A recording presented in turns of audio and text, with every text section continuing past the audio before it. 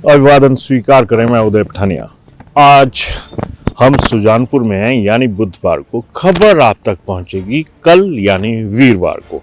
लेकिन इस खबर को यहां पर करने का मकसद सिर्फ इतना सा है कि जो मौका वारदात है, सियासी वारदात, वो यहीं पर हुई है।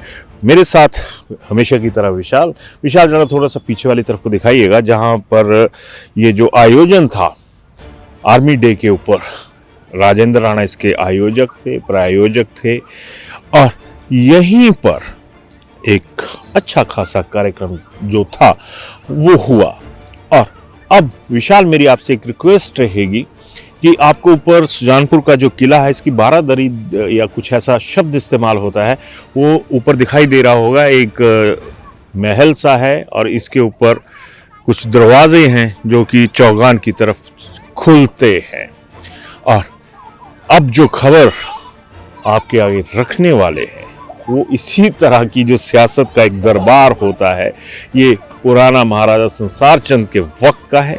और नीचे राणा राजेंद्र इनका है।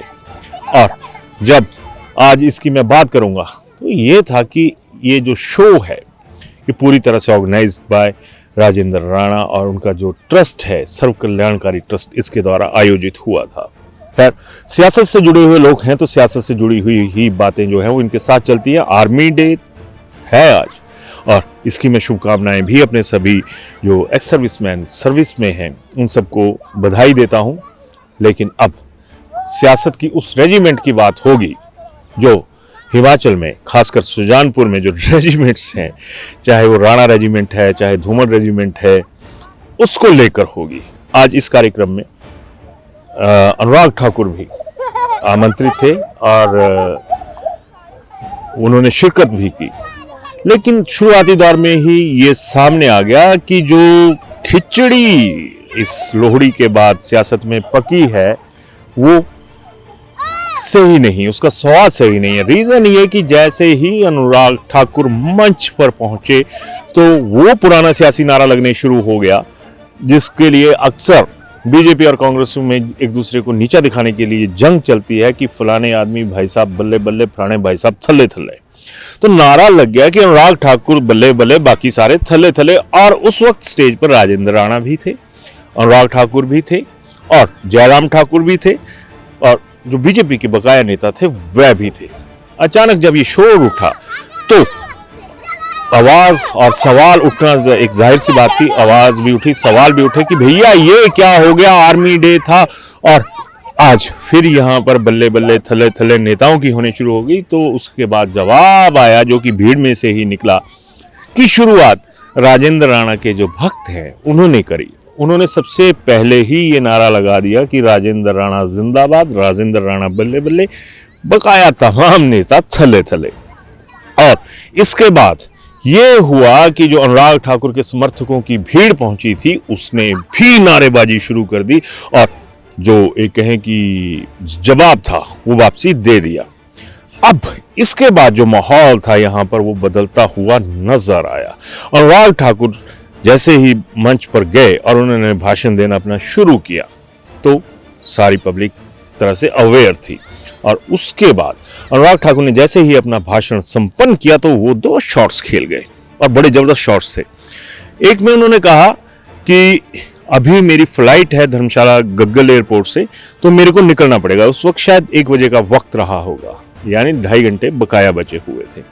अनुराग ठाकुर का इतना सा कहने की देर थी कि मेरे को भाषण समाप्त करने पड़ रहा है, नहीं तो मैं और ज्यादा बात करता, तो मेरे को निकलना पड़ेगा। अनुराग ठाकुर उसके बाद धर्मशाला के लिए निकल गए। लेकिन इसी दौरान जब उन्होंने जिक्र किया कि मेरी फ्लाइट 3:30 बजे की है, तो जो सियासत के एयरपोर्ट की पट्टी यहाँ इस मैदान में बिछी हुई थी, वहां पर जितने भी पैसेंजर थे उन्होंने भी बिना हवाई जहाज की फ्लाइट ले ली, यानी जो पंडाल था वो खाली होने शुरू हो गया। महिलाओं ने भी अपना रुख बदल दिया, बागी ने भी अपना रुख बदल दिया, और एक तरफ जहां समारोह चल रहा था उसके ऊपर कहीं ना कहीं एक साया कह लीजिए या फिर ये कह लीजिए कि एक मैसेज जो था वो शरेआम चला गया कि लोग अनुराग ठाकुर के लिए यहाँ पर बैठे हुए थे। हालांकि इस बात से भी इनकार नहीं किया जा सकता कि मेहनत भी राणा की थी और जो जिस दूसरे शॉट की बात मैं कर रहा हूं, ये जो कार्यक्रम था राजेंद्र राणा ने, ये जो पूर्व सैनिक हैं उनके सम्मान में रखा हुआ था। और अपना पूरा भाषण समाप्त करके अनुराग ठाकुर पीछे हट गए थे माइक से, लेकिन वो तुरंत पीछे हटे और कहा कि मैं भी ट्यूटोरियल आर्मी का अभी कैप्टन हूं और ये जो समारोह है ये मेरा भी है, मेरे से भी जुड़ा हुआ है। इशारा आप समझ गए होंगे कि कैप्टन साहब ने कह दिया कि मैं अभी कैप्टन हूं, कोई दो राय नहीं है कि वो कैप्टन है। और इसी बीच में अनुराग ठाकुर जब बाहर निकले तो एक पूरी भीड़ का रेला जो था वो उनके साथ चलने शुरू हो गया। और अब जाहिर सी बात है कि सांसद हैं, लोग उनसे मिलेंगे, इसमें कोई दो राय नहीं है। लेकिन राजेंद्र राणा के मंच पर ही लोगों ने आकर अनुराग ठाकुर के साथ अपनी जो समस्याएं थी, जो अपनी एप्लीकेशंस थी या जो कुछ भी देना होता है वो देते हुए नजर आए। खैर, ये सुजानपुर है, इसके साथ बहुत सारी चीजें चली हुई हैं। यहाँ पर इसी हमीरपुर में जो प्रोफेसर धूमल जैसा स्थापित नेतृत्व था, उसको एक तरह से कहें कि लोकतंत्र ने खत्म करके रख दिया। और उसके बाद निकले राजेंद्र राणा। और अब राजेंद्र राणा जो पहले से भाजपाई पृष्ठभूमि के रहे हैं, प्रोफेसर धूमल के शिष्य रहे हैं, अब वो एक बार फिर बाया सारा कांग्रेस वगैरह होके अब पुनः बीजेपी में आ चुके हैं। लेकिन बीजेपी के भीतर आज राजेंद्र राणा ने भी अपने आप को साबित करने में कोई कसर नहीं छोड़ी। पूर्व मुख्यमंत्री एवं नेता विपक्ष जयराम ठाकुर यहां पे पहुंचे। भाजपा की सियासत में तीर की तरह आगे निकल रहे राज्यसभा सांसद हर्ष महाजन यहां पर पहुंचे, सुधीर शर्मा यहां पर पहुंचे, जो हमीरपुर के विधायक हैं बकाया इंद्रदत्त लखनपाल वो पहुंचे, आशीष शर्मा यहां पे पहुंचे, डॉक्टर जनक भरमौर से यहाँ पे पहुंचे, कांगड़ा के विधायक पहुंचे, विपिन परमार यहाँ पर पहुंचे। यानी राणा ने भी जो अपनी ताकत बीजेपी के भीतर दिखानी थी वो दिखा दिया कि मेरे अंदर इतना दम है कि मेरे साथ इतने लोग खड़े हैं।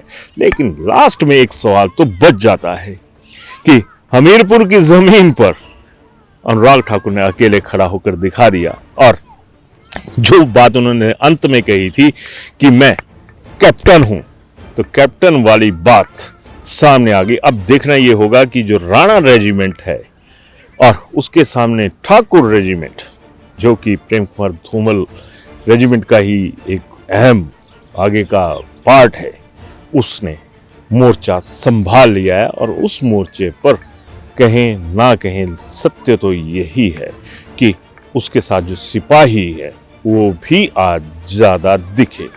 हमने जो हकीकत थी आपके सामने रखी, आपकी क्या राय है अवश्य बताइएगा। धन्यवाद जी। नमस्कार, मेरा नाम बॉबी शर्मा है और मैं सिरमौर से बिलोंग करता हूँ, सिरमौर फारिपुरदार। और मैंने जब भूषण ज्वेलर का लकी ड्रॉ होना था उससे एक दिन पहले ही अपने वाइफ के लिए एक चेन ली थी और मुझे उसमें 9 कूपन मिले थे। उस पर रहा कि मेरी एक गाड़ी निकली हुई है, तो मैं इसके लिए भूषण ज्वेलर का बहुत बहुत शुक्रगुजार हूँ कि उन्होंने मुझे 9 कूपन दिए और 9 कूपन में उसमें एक लकी पर्सन में निकला। भूषण ज्वेलर का देखा जाए तो यहाँ पे मैं करीब 4-5 सालों से विजिट कर रहा हूँ। मेरे जो कस्टमर है, मैं भी फील्ड में काम करता हूँ, उन लोगों को भी मैं बताता हूँ कि जो भी गोल्ड परचेज करना है तो भूषण ज्वेलर में आए। इनका मेकिंग चार्जेस और सारा कुछ गोल्ड, प्योर गोल्ड मिलता है। तो मैं लोगों को भी यही अपील करना चाहता हूँ कि आप ज़्यादा से ज़्यादा भूषण ज्वेलर की विजिट करें और इसका फ़ायदा उठाएं। Thank you so much.